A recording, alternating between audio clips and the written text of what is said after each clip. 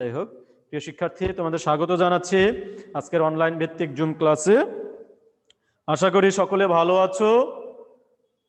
আমাদের তোমরা একটি নোটিশ হয়তো পেয়েছো, পরীক্ষার রুটিন 4th রাউন্ড কুইজ শুরু হবে 16 তারিখ থেকে, এবং 16 তারিখে বাংলা পরীক্ষা রয়েছে, তাই তো?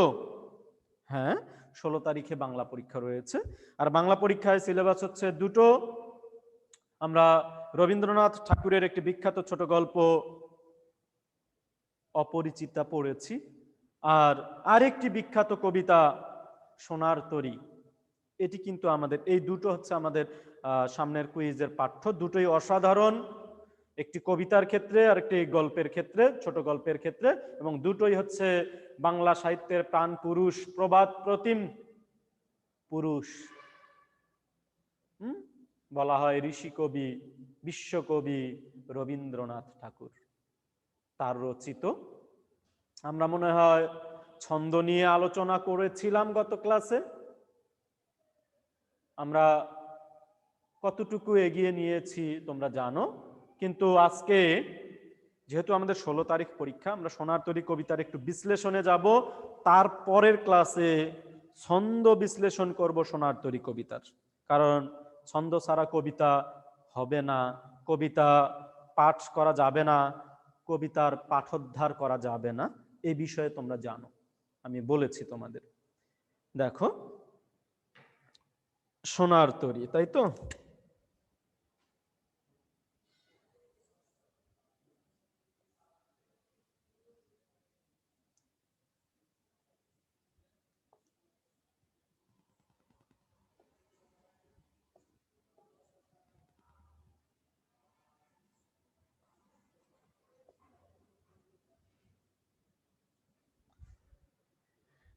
এই দেখো, সোনার তরী লিখেছেন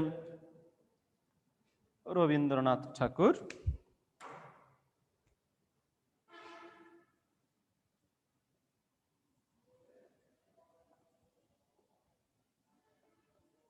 রবীন্দ্রনাথ ঠাকুর, যাকে আমরা ধরি 1861 থেকে 1941 এই সময়। হ্যাঁ, একটি বিষয় মাথায় রাখবে, রবীন্দ্রনাথ ঠাকুর জমিদারির উদ্দেশ্যে আমাদের যে কুষ্টিয়া, শিলাইদহ, সিরাজগঞ্জের শাহজাদপুরের বিভিন্ন অঞ্চলে তিনি ঘুরেছেন, ফিরেছেন, জীবিকা জীবন দেখেছেন।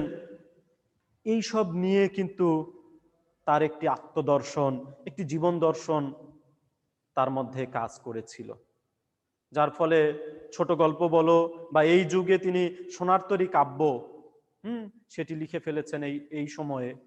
এই সোনার তরী কাব্যের বেশিরভাগ জুড়েই হচ্ছে বিভিন্ন ধরনের দর্শন, ফিলোসফি, চিন্তা তিনি আমাদের মাঝে উপহার দিয়েছেন। আমরা এই সোনার তরী কবিতা তোমাদের শুরুর দিন আমি বলেছি, এটি হচ্ছে আক্ষরিক অর্থে বা স্বাভাবিক অর্থে একরকম একটি কৃষকের গল্প, একজন অসহায় কৃষকের গল্প, যে তার সোনার ফসল নিয়ে নদীর কূলে একা বসেছিল। এটি আমি গত ক্লাসে বলেছি। কিন্তু এই গল্পের আড়ালে বৃহৎ এই আমাদের মানব জীবনের একটি দর্শন রয়েছে। হ্যাঁ, আমরা কবিতা যখন পাঠ করতে যাব আবার, তখন আমরা সেই দর্শন ব্যাখ্যা করার চেষ্টা করব। সবাই মনে রাখবে, এটা কিন্তু আমরা যেমন, আমি তো বলি, বরাবরই বলি যে রবীন্দ্রনাথ ঠাকুর তার ভাতিজি, ছোট্ট ভাতিজি ধীরে ধীরে বড় হচ্ছিল, আধো আধো ভাষায় কথা বলছিল, তখন কিন্তু তিনি গান লিখেছিলেন, অনেক কথা যাও যে বলে কোনো কথা না বলি, তোমার ভাষা বোঝার আশা দিয়াছি জলাঞ্জলি। এটি তার ভাতিজিকে নিয়ে লেখা, অথচ আমরা কিন্তু এটি প্রেমের গান হিসেবে আমরা ব্যবহার করি। তাহলে কবি, একজন শিল্পস্রষ্টা, একজন লেখক যা লেখেন, তিনি হয়তো তার জীবন থেকে লেখেন, কিন্তু আমরা টোটাল মানব জীবনের একটা ফিলোসফি পাই কিন্তু সেখানে। সুতরাং তারা যা বলেন তার ভিতর কিন্তু একটি গভীর অর্থ লুকায়িত থাকে। আমাদের এই অর্থ উদ্ঘাটন করতে হয় বিভিন্নভাবেই, যে যার মতো করে আমরা উদ্ঘাটন করি। এটাই হচ্ছে একজন শিল্পীর, একজন কবির সার্থকতা। সুতরাং রবীন্দ্রনাথ ঠাকুর কি চিন্তা করে লিখেছেন সোনার তরী কবিতা, আমরা সেই দিকে না গিয়ে বরং আমরা কি খুঁজে পাবো আমরা সেটি উদ্ঘাটন করার চেষ্টা করব। এই কবিতা তোমাদের পাঠ্যপুস্তকেই রয়েছে, প্রায় 100 বছর পার হয়ে গেলেও নানা তর্ক বিতর্ক, বহু সমালোচনা আলোচনা হয়েছে সোনার তরী কবিতা নিয়ে। মনে হয় অন্য কোনো কবিতা নিয়ে এত আলোচনা হয়নি। যেমনটা তোমরা পেয়েছো বিদ্রোহী কবিতা আমরা পড়েছি, এই বিদ্রোহী কবিতা নিয়েও কিন্তু অনেক আলোচনা হয়েছে। সোনার তরী কবিতার অনেকেই অনেক অর্থ করে, কিন্তু আমরা আপাতত বইয়ের সঙ্গে সঙ্গতি রেখে একটি অর্থ আমরা অনুধাবন করার চেষ্টা করব। এছাড়াও যে কেউ বিভিন্নভাবেই যদি তোমরা ব্যাখ্যা নিতে পারো এটা ভালো, কিন্তু আমরা একটি ব্যাখ্যা আপাতত আমরা ক্লাসে একটি ব্যাখ্যা আমরা জানার চেষ্টা করব। একটি হচ্ছে আক্ষরিক অর্থে, আর একটি হচ্ছে আমরা কি খুঁজে পাবো এর মধ্যে। আমরা যাব, তার আগে আমি তোমাদের দুটো গান শোনাতে চাই, দেখো তো তোমরা করতে পারো কি না। দেখো যে সেই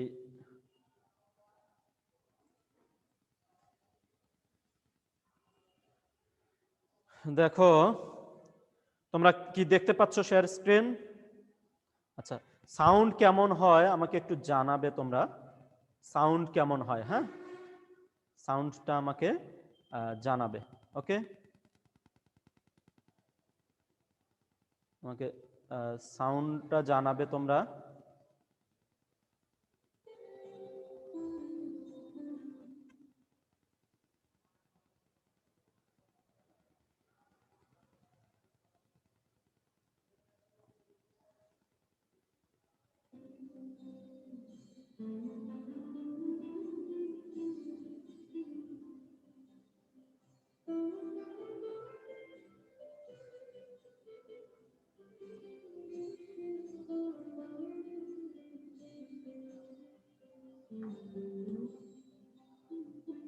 যখন পড়বে না মোর পায়ের চিহ্ন এই বাটে, আমি বাইব না, আমি বাইব না মোর খেয়া তরি ঘাটে।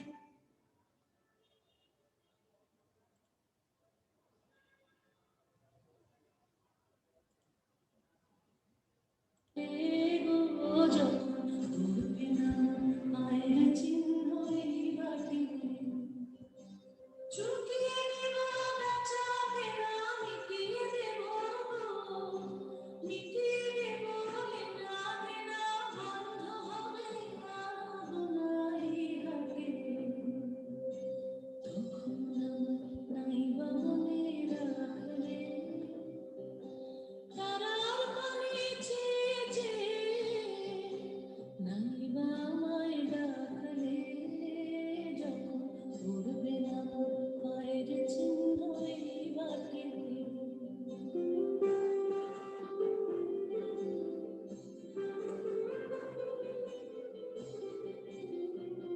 যখন জমবে ধুলা কান পোড়া তার ধার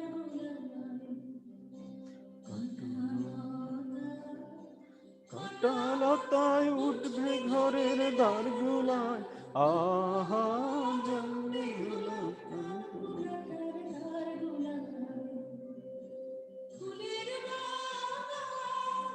ঘন ঘাসের পড়বে লজ্জা বনবাসে, শ্যাওলা এসে ঘিরবে দিঘির ধারগুলা, তখন আমায় নাইবা মনে রাখলে,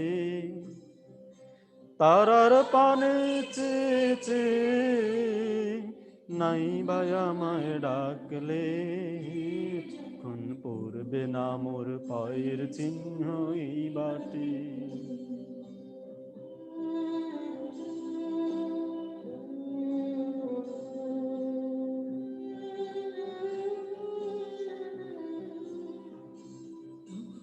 এমনি করে বাজবে বাঁশি এই নাটে, উঠবে দিন কাটবে, কাটবে গো দিন আজও যেমন দিন কাটে, আহা এমনি করে বাজবে বাঁশি এই নাটে। ঘাটে খেয়ার তরি এমনি এমনি সেদিন উঠবে ভরি, চড়বে গরু খেলবে রাখাল এই মাঠে। তখন আমায় নাই বা মনে রাখলে, তারার পানে চেয়েছে নাই বা আমায় ডাকলে, যখন পূর্বে না মোর পায়ের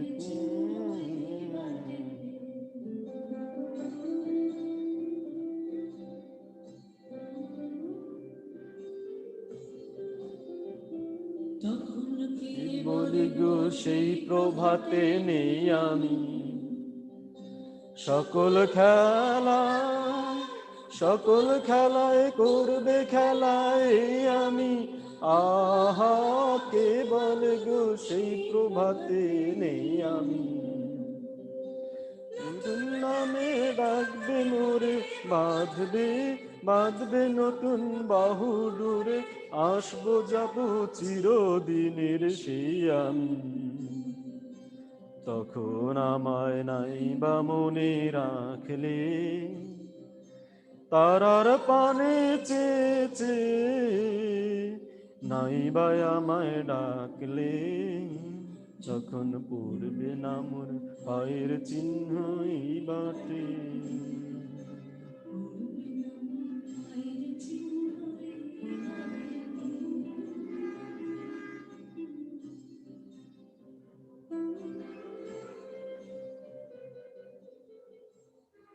আচ্ছা, তাহলে গানটি শুনলে তো নাকি? একজনে লিখেছ আহ আহা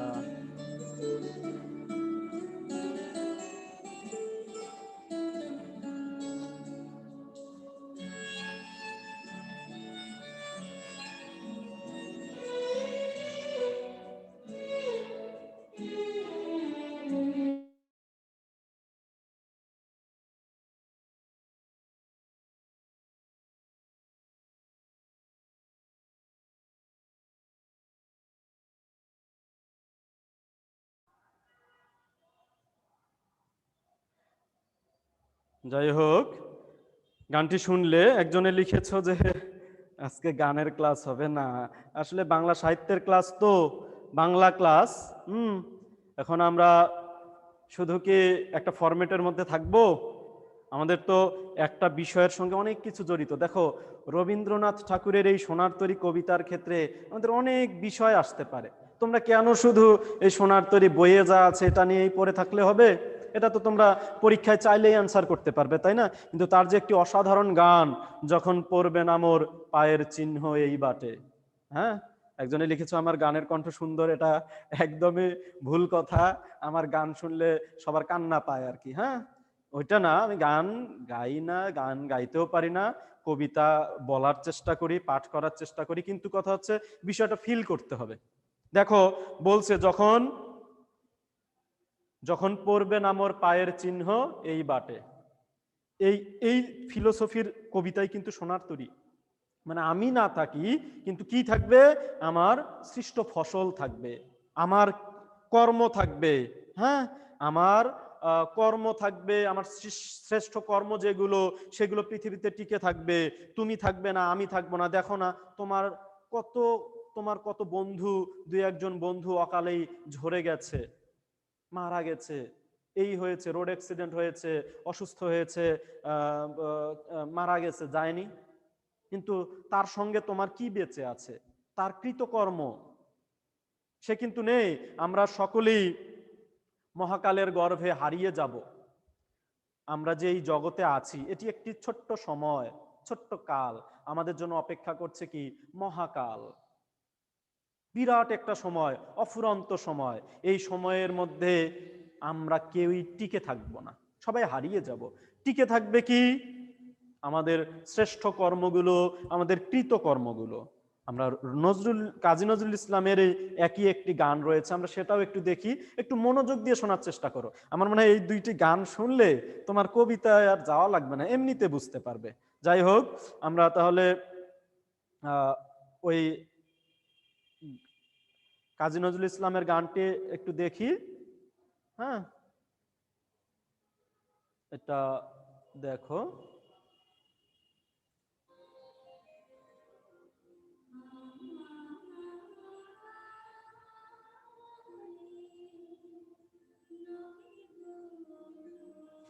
গানটা বোঝার চেষ্টা করো।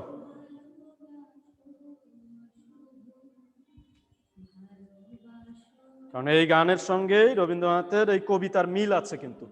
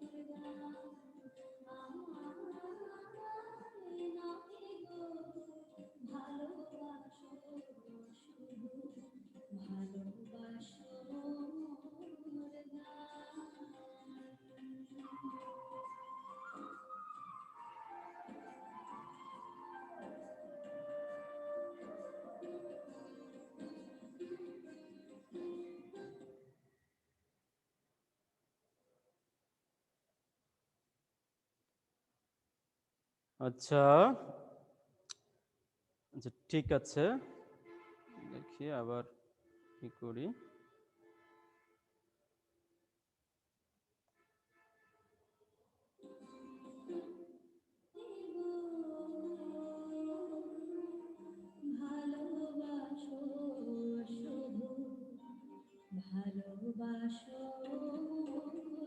এবার ঠিক আছে।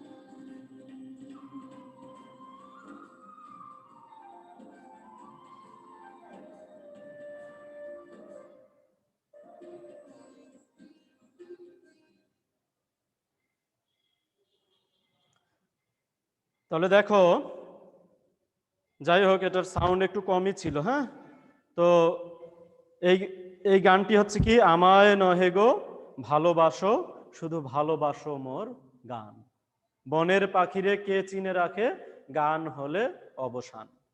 বুঝতে পেরেছো তো?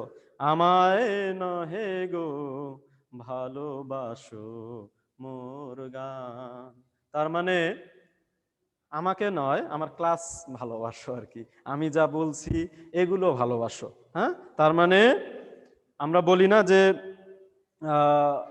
খুবই সুন্দর যে একজন কবি, একজন শিল্পস্রষ্টা, তার চেয়ে তার সৃষ্টিকর্মকে ভালোবাসতে হবে।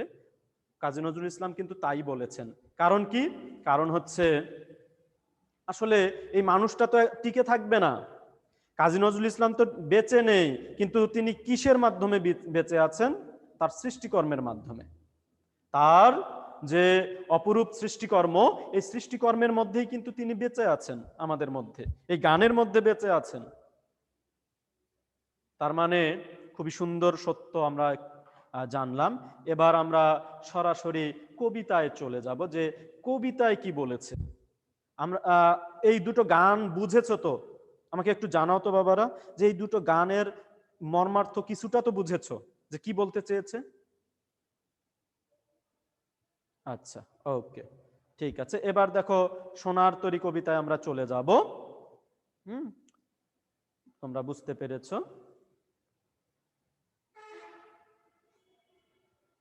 দেখো সোনার তরী কবিতায় কি বলেছে, আমরা সেই বিষয়ে একটু উদ্ঘাটন করার চেষ্টা করব।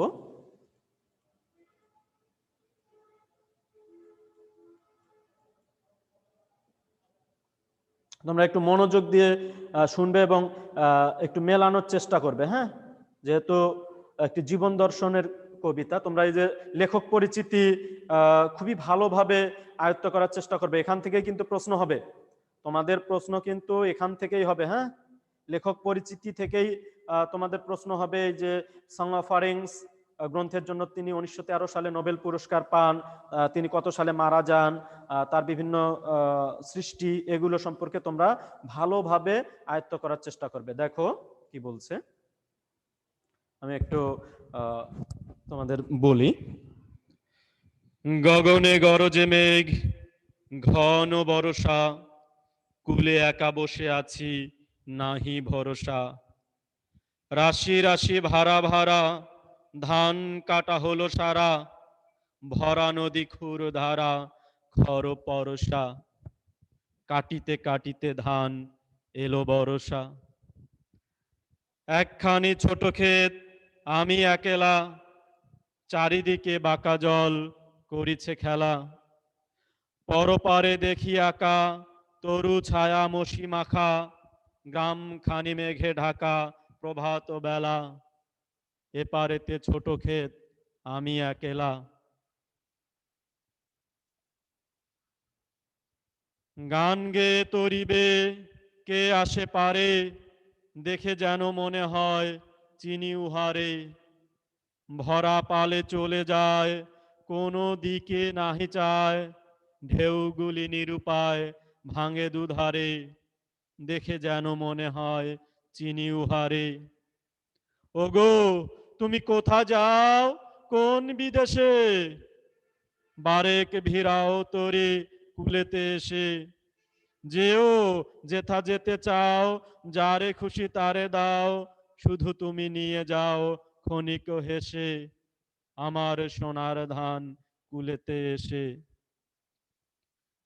যত চাও তত লও তরণী পরে, আর আছে আর নাই দিয়েছি ভরে। এতকাল নদী কূলে যাহা লয়ে ছিনু ভুলে, সকলি দিলাম তুলে থরে বিথরে। এখন আমারে লহ করুণা করে। ঠাই নাই ঠাই নাই ছোট সে তরি, আমারই সোনার ধানে গিয়েছে ভরি। শ্রাবণ গগন ঘিরে, ঘন মেঘ ঘুরে ফিরে, শূন্য নদীর তীরে রহিনু পরি। যাহা ছিল নিয়ে গেল সোনার তরি, যাহা ছিল নিয়ে গেল সোনার তরি। এই হচ্ছে কবিতা।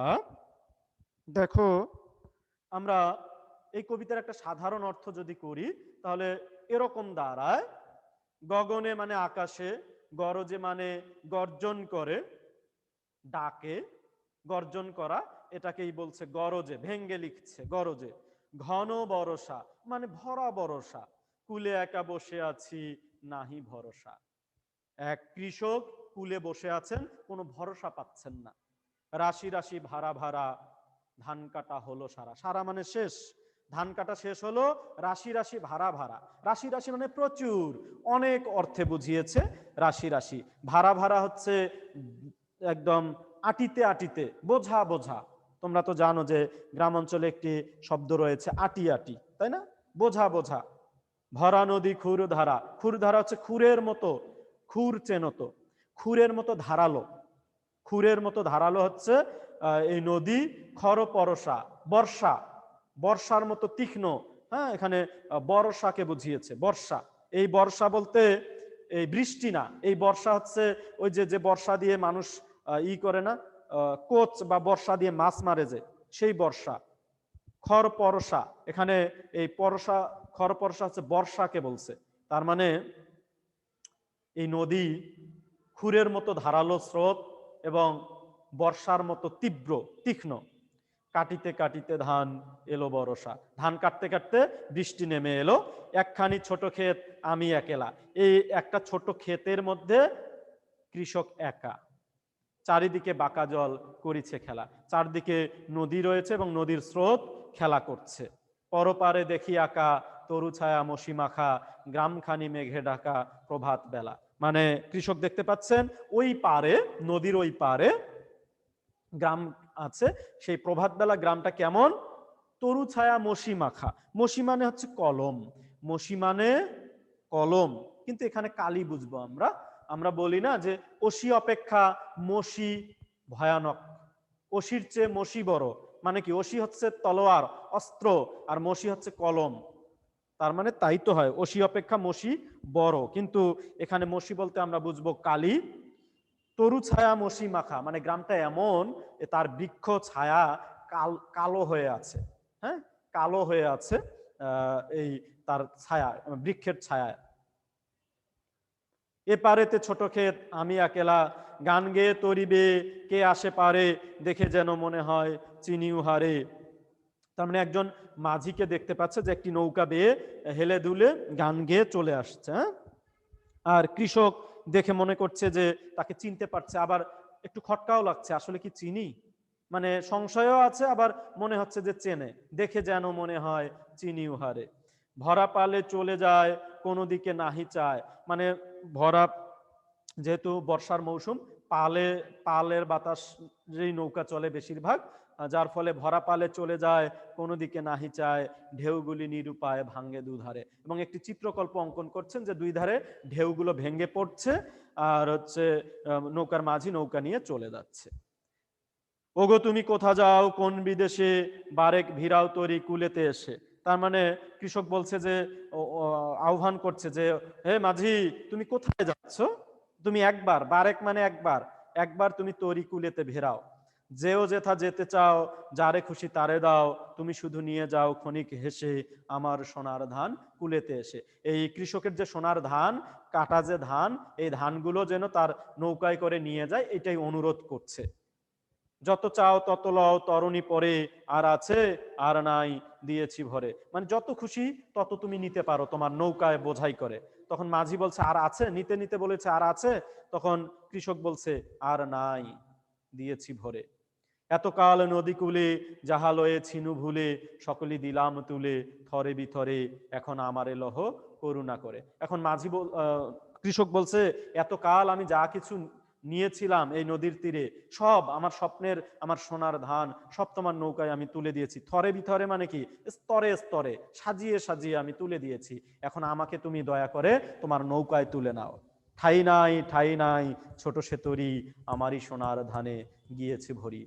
এরপর কৃষকের অনুধাবন দেখো, কৃষকের অনুভূতি এরকম যে আসলে দেখতে পাচ্ছে এই নৌকায় আসলে কৃষকের ঠাই নাই। মাঝি মাঝিকে যখন অনুরোধ করছে আমাকে নাও তুমি দয়া করে, কিন্তু সে নিজেই দেখতে পাচ্ছে পরে যে তার স্বপ্নের ধানে, তার সোনার ধানে এই নৌকা বোঝাই হয়ে গেছে, কিন্তু তার জায়গা নেই। শ্রাবণ গগন ঘিরে ঘন মেঘ ঘুরে ফিরে, শূন্য নদীর তীরে রহিনু পরি, যাহা ছিল নিয়ে গেল সোনার তরী। মানে চারপাশে মেঘ আরো ঘন হয়ে আসছে, শ্রাবণের আকাশ, শূন্য নদীর তীরে অসহায়ভাবে এই কৃষক পড়ে রইল। কিসের জন্য? প্রতীক্ষায় রইল, মৃত্যুর প্রতীক্ষায়, তাই না? তো এইটা হচ্ছে স্বাভাবিক অর্থ, সাধারণ অর্থ। তাহলে আমরা একটু অন্য অর্থে যাই।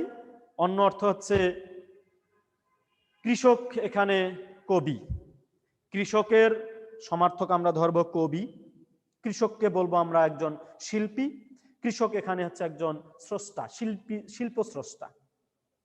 আর সোনার ধান হচ্ছে আমাদের কৃতকর্ম, কবির রচনা, একজন শিল্পীর কৃতকর্ম, তোমার আমার শ্রেষ্ঠ ফসল, এগুলোই হচ্ছে সোনার ধান। আর তাহলে কি দাঁড়াবে দেখো, তাহলে আমরা এই বলছে যে একখানি ছোট ক্ষেত আমি একেলা, তার মানে একখানি ছোট ক্ষেত হচ্ছে এই পৃথিবী। এই পৃথিবীর তো জীবন অনেক ছোট, এবং কবি নিজেকে অসহায়ভাবে ভাবছেন একলা।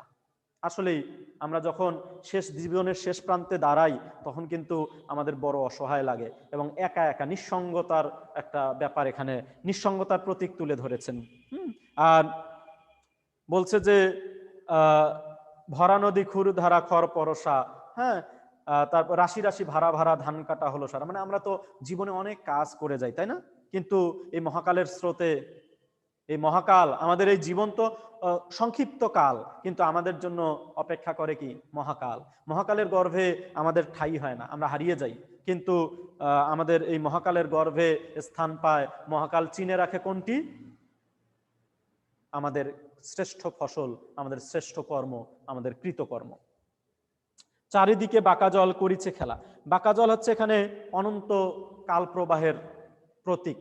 হ্যাঁ, বাঁকা জল মানে সবসময় কিন্তু এটা বাঁকা জল প্রতিকূলতাকে ইঙ্গিত করছে, বা আমাদের এই অনন্ত যে কাল প্রবাহ চলছে, কাল প্রবাহ আমাদের নিয়ত সময় কিন্তু চলছে, পরিবর্তনশীল একটা সময় বেয়ে যাচ্ছে, এটা হচ্ছে বাঁকা জল। চারপাশে আমরা যতই বড় হতে থাকি আমাদের চারপাশে কিন্তু একটা সময় বহমান, হ্যাঁ, একটা স্রোত, সময়ের স্রোত বহমান, একটা প্রতিকূলতার বিষয় ইঙ্গিত করেছে বাঁকা জল। পরপারে দেখি আঁকা তরু ছায়া মসিমাখা গ্রামখানি মেঘে ঢাকা প্রভাত বেলা। একটি চিত্রকল্প কবি এখানে দাঁড় করাচ্ছেন যে এই যেমন একজন কৃষক ওই পারে দেখতে পাচ্ছে যে একটা গ্রাম এরকম আবৃত হয়ে আছে বৃক্ষ ছায়ায়, এবং কালো হয়ে দেখা যাচ্ছে তার ছায়া, বৃক্ষের ছায়া, প্রভাত বেলা। তার মানে কবিও কিন্তু সেই শেষ জীবনে এসে কিন্তু এইরকম একটা নিঃসঙ্গতার ব্যাপার অনুভব করেন এবং দেখেন যে তার অন্য পাশে, অন্যদিকে তার সৌন্দর্য সৃষ্টির যে চেতনা তার ভিতরে, তার হৃদয়ে, এবং তিনি দেখতে পাচ্ছেন যে তার যে এই জীবনের অন্য পারের যে হিসাব, অন্য জীবনের যে হিসাব, সেটা তিনি মনে করছেন আর কি, মনে মনে ভাবছেন এবং ভয়ও পাচ্ছেন এবং নিজেকে নিঃসঙ্গ ভাবছেন। এ পারেতে ছোট ক্ষেত আমি একেলা, আর এই পারে ছোট ক্ষেত মানে এই জীবনে, ছোট্ট একটা জীবনে কবি নিঃসঙ্গ বসে রয়েছেন। গান গেয়ে তরিবে কে আসে পারে, দেখে যেন মনে হয় চিনি হারে। এখানে এই যে মাঝি এবং নৌকা, মাথায় রাখবে, খুবই মনোযোগ দিয়ে শোনো, মাঝি এবং নৌকা হচ্ছে মহাকালের প্রতীক। তার মানে এই এপারেতে ছোট ক্ষেত, এই ছোট ক্ষেত হচ্ছে এই জীবনের সংক্ষিপ্ত সময়ের প্রতীক, আর নৌকা এবং মাঝি হচ্ছে মহাকালের প্রতীক। হ্যাঁ, এই মহাকাল কিন্তু কাউকে গণে না, এটা মহাকাল একটা বৃহৎ কাল। এই মহাকালের কারো নিস্তার নেই মহাকালের কাছ থেকে। এই বৃহৎ একটা সময়, বৃহৎ সময় আমাদের সবাইকে গ্রাস করে ফেলবে কিন্তু। তার মানে নৌকা এবং এই নৌকার মাঝি যখন আসলো নৌকা নিয়ে, সোনার নৌকা নিয়ে, তখন তাকে দেখে যেন কবির চেনা চেনা লাগে, আবার সংশয়ও লাগছে। যেহেতু বলছে, তার মানে পুরোপুরি শিওর না। তার মানে কবি ভাবেন আসলে এই মহাকাল তো আছেই, কবির হৃদয়ে একটা চিন্তা তো আছে যে মহাকালের গর্ভে আমি সারা জীবন বেঁচে থাকবো না, আমি হারিয়ে যাব। হ্যাঁ, কিন্তু এই আমার সমস্ত কর্ম মহাকালে টিকে থাকবে, মহাকালের মধ্যে, বা এই অনন্তকাল আমার কর্ম টিকে থাকবে, কিন্তু আমি টিকে থাকবো না। শেষে তার কবি মনে করছেন যে তার যত অর্জন এই জীবনের সব এই নৌকায় করে এই মহাকালের স্রোতে আমার যত কর্ম সব ভাসবে, কিন্তু আমি মহাকালের স্রোতে হারিয়ে যাব। হ্যাঁ, কারণ তার ঠাঁই হবে না, কিন্তু ঠাঁই নাই, ঠাঁই নাই ছোট সেতরি আমার সোনার ধান গিয়েছে ভরি। মানে আমাদের কৃতকর্মেই শুধু টিকে থাকবে, কিন্তু আমরা টিকে থাকবো না শেষ পর্যন্ত। এবং এখানে বলছে তুমি কোথা যাও কোন বিদেশে, বারেক ভিড়াও তরি কুলেতে এসে। তার মানে এই বিদেশ এখানে কি অর্থে ব্যবহার করা হয়েছে তোমরা একটু শেষে দেখো, এবং পরের অর্থ তো বুঝতেই পারছো যে এই অংশগুলো যদি তোমরা উদ্ঘাটন করতে পারো এই কয়েকটা বিষয়। একটা হচ্ছে নৌকা এবং মাঝি মহাকালের প্রতীক, কৃষক হচ্ছে কবি বা শিল্পস্রষ্টা বা তোমার আমার প্রতীক, আর সোনার ধান হচ্ছে আমাদের কৃত শ্রেষ্ঠ ফসলের প্রতীক, তারপর বাঁকা জল হচ্ছে প্রতিকূলতা বা অনন্ত কাল প্রবাহের প্রতীক। এই বিষয়গুলো তোমরা করলেই হবে। দেখো এখানে বিদেশ কোথায় কি অর্থে ব্যবহৃত। নির্বিকার মাঝির দৃষ্টি আকর্ষণের জন্য কৃষক বা কবির চেষ্টা ওগো তুমি কোথা যাও কোন বিদেশে। বিদেশ এখানে চিরায়ত শিল্প লোকের প্রতীক হিসেবে ব্যবহৃত হয়েছে। শিল্প লোকের, চিরায়ত শিল্প লোক, যেমন চিরায়ত একটা মহাকাল রয়েছে, আমরা যে এই শিল্প বা আমরা যে সৃষ্টি করি, এটাও একটা চিরায়ত শাশ্বত রূপ রয়েছে। চিরায়ত একটা শিল্প লোক কবি কল্পনা করছেন, যে একটা শাশ্বত চিরন্তন একটা শিল্প লোক রয়েছে, সেটাই হচ্ছে বিদেশ। সেটা ইঙ্গিত করছে বিদেশ। ওগো তুমি কোথা যাও কোন বিদেশে, বারেক ভিড়াও তরি কুলেতে এসে। তার মানে আমার এই সৃষ্টিকর্ম, আমার এই সৃষ্টিকর্মগুলোকেও তুমি এই বিদেশে নিয়ে যাও। মানে কি বিদেশ এখানে কি চিরায়ত সৃষ্টিকর্ম, চিরায়ত শিল্পলোক। মানে আমার যে রবীন্দ্রনাথ ঠাকুর, আমি রবীন্দ্রনাথ ঠাকুর, আমার যে ছোট ছোট কাজ রয়েছে, ছোট ছোট সৃষ্টি রয়েছে, রচনা রয়েছে, এগুলোকে তুমি চিরায়ত শিল্পলোকে স্থান দাও। বিদেশেও নিয়ে তুমি যেখানে যাও, যে বিদেশে যাও, আমার এই অর্জনগুলো তুমি সেখানে স্থান দাও। এই বিশ্ব চিরায়ত একটা যে সাহিত্য পরিসর রয়েছে, সেখানে স্থান পাক আমার এই ছোট ছোট কাজ, ছোট ছোট কৃতকর্ম। এই জন্য এখানে বিদেশ এই অর্থে চিরায়ত শিল্পলোক। এই আর কি। আর তোমরা পাঠ পরিচিতি দেখো, এটা আমরা একটু পড়ে নেই। সোনার তরী রবীন্দ্রনাথ ঠাকুরের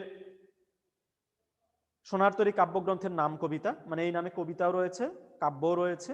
শতাধিক বছর ধরে এই কবিতা বিপুল আলোচনা ও নানামুখী ব্যাখ্যায় নতুন নতুন তাৎপর্যে অভিষিক্ত। একই সঙ্গে কবিতাটি গূঢ় রহস্য এবং শ্রেষ্ঠত্বেরও স্মারক।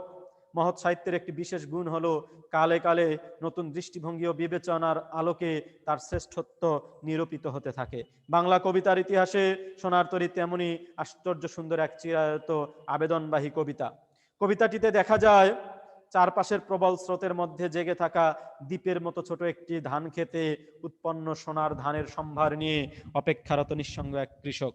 আকাশের ঘন মেঘ আর ভারী বর্ষণে পাশের খরস্রোতা নদী হয়ে উঠেছে হিংস্র। চারদিকের বাঁকা জল কৃষকের মনে সৃষ্টি করেছে ঘনঘোর আশঙ্কা। এরকম এক পরিস্থিতিতে এই খরস্রোতা নদীতে একটি ভরা পাল সোনার নৌকা নিয়ে বেয়ে আসা এক মাঝিকে দেখা যায়। উৎকণ্ঠিত কৃষক নৌকা কুলে ভিড়িয়ে তার উৎপাদিত সোনার ধান নিয়ে যাওয়ার সময় জন্য মাঝিকে সকাতরে মিনতি জানালে ওই সোনার ধানের সম্ভার নৌকায় তুলে নিয়ে মাঝি চলে যায়। ছোট নৌকা বলে স্থান সংকুলান হয় না কৃষকের, শূন্য নদীর তীরে আশাহত কৃষকের বেদনা গুমরে মরে। এ কবিতায় নিবিড়ভাবে মিশে আছে কবির জীবন দর্শন। মহাকালের স্রোতে জীবন যৌবন ভেসে যায়, কিন্তু বেঁচে থাকে মানুষেরই সৃষ্ট সোনার ফসল। তার ব্যক্তিগত শারীরিক অস্তিত্বকে নিশ্চিতভাবে হতে হয় মহাকালের নিষ্ঠুর কালগ্রাসের শিকার। সোনার তরী মাত্রাবৃত্ত ছন্দে লেখা, এ অধিকাংশ পংক্তি ৮+৫ পূর্ণ মাত্রায় পূর্ণ পর্বে বিন্যস্ত। এটি খুব ইম্পর্টেন্ট, যে পরীক্ষায় আসতে পারে, হ্যাঁ, যে সোনার তরী কোন ছন্দে রচিত। ওকে, তাহলে তোমরা একজনে প্রশ্ন করতে চাও? হ্যাঁ, বলো। আচ্ছা স্যার, এই যে 11 তারিখ পর্যন্ত যে রেজিস্ট্রেশনের সময়টা দেওয়া হয়েছিল, একটা কলেজ থেকে রেজিস্ট্রেশন করার কথা বলা হয়েছিল না, যে যে কলেজ ড্রেস। হ্যাঁ, এটা দেখো, নোটিশ দেওয়া আছে, নোটিশে দেখো কি বলেছে, ওই অনুযায়ী করো। হ্যাঁ, জি স্যার, ও মানে ওই অনুসারে কাজ করছিলাম তো। তো মানে আমি ওয়েবসাইটে ঢুকছি, কিন্তু ওই যে অনলাইন এডমিশন, যে মানে যে সাইডে গিয়ে ঢুকে তারপর